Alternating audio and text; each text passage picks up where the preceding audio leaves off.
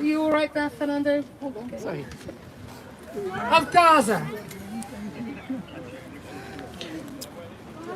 For more than 75 years, these Palestinians and their descendants in their millions have been denied a return home by Israel. That right is enshrined in international law. Many still have the keys to their home. They have the deeds to their land. And that is why 1 in 3 refugees around the world today is Palestinian. And today in Gaza, 70% of the people are refugees from the surrounding villages and towns. They were already displaced and dispossessed, which is why there are refugee camps that are currently being bombed there.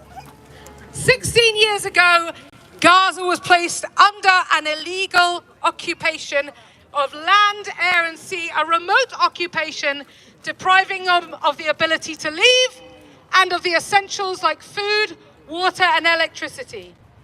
At the same time, Israel illegally occupied the West Bank and East Jerusalem and started to build settlements there, taking more and more Palestinian land, at the same time depriving all Palestinians there of their basic rights, economic rights. One example of this, people currently live under Israeli rule today.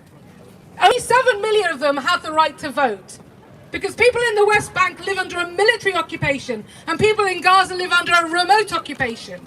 How can it be a democracy if half the people there can't vote? Yes! They live under constant threat of military incursions. An extrajudicial, before this current assault, had taken 250 Palestinian lives this year alone. But here's the thing. Over the years, whether it was in the West Bank, East Jerusalem, Gaza or inside 48 Israeli borders, this occupation has crystallized, it has metastasized into something else, where the whole system of apparatus of control in the form of laws, policies and practices have become apartheid. Apartheid. It has a definition, inhumane acts within a system of repression and domination, privileging one ethnic group over the other. And it is a crime. It's not just a crime, it is the crime of crimes. Apartheid is a crime against humanity. And it's not just me that's saying that. You have to listen to the Human Rights Tribunal, Human Rights Watch, as well as B'Tselem, which is an Israeli human rights group. They all say the same thing. It's a crime, and Amnesty International don't just say we should stop arming Israel, we should sanction Israel, we should expel the ambassador. They say we should arrest any Israeli official. Should be arrested. That's not me, that's Amnesty International. Why? Because they are part of a criminal conspiracy, and it is the duty of third-party states to hold these criminals to account where there is a breach of international humanity. We're trying. And the Green Party and the government and the main opposition party and the mainstream media have colluded with apartheid, that massacring thousands of trapped civilians in Gaza. It was getting away with crimes against humanity.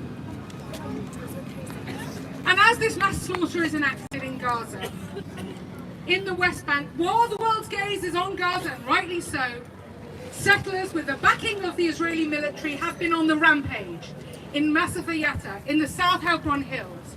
And they have been setting homes alight and attacking Palestinians, violently threatening ordinary people, destroying olive groves, destroying their farming equipment and forcing communities off their ancestral lands. And in cities and towns in the West Bank, there have been a slew of military incursions, mass arrests and murder of Palestinians. And what is it all for?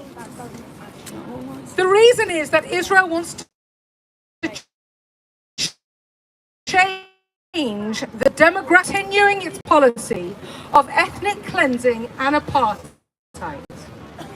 By flattening Gaza, destroying the infrastructure, the neighborhoods, the sewage system, it is rendering the place incapable of supporting human life. And the ultimate plan, which was made clear in leaked intelligence documents this week, but has been on the table for many years, is to forcibly transfer the 2.2 million Palestinians in Gaza from their land into the Sinai Desert in Egypt. That's what they want to do. Making them refugees once again. Completing the job that they started in 1948. Nakba. And immense pressure is even now being put on Egypt to accept this in exchange for money by Israel and its Western accomplices in the West.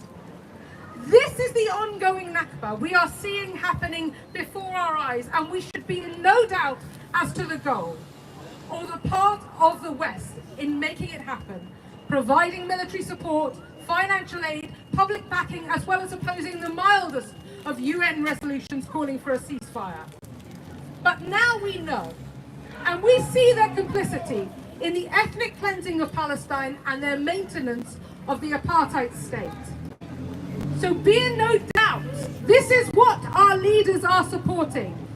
But now you know, you have the information, you can share it, and you never let smears or lies or baseless accusations silence you or stop you from telling the truth.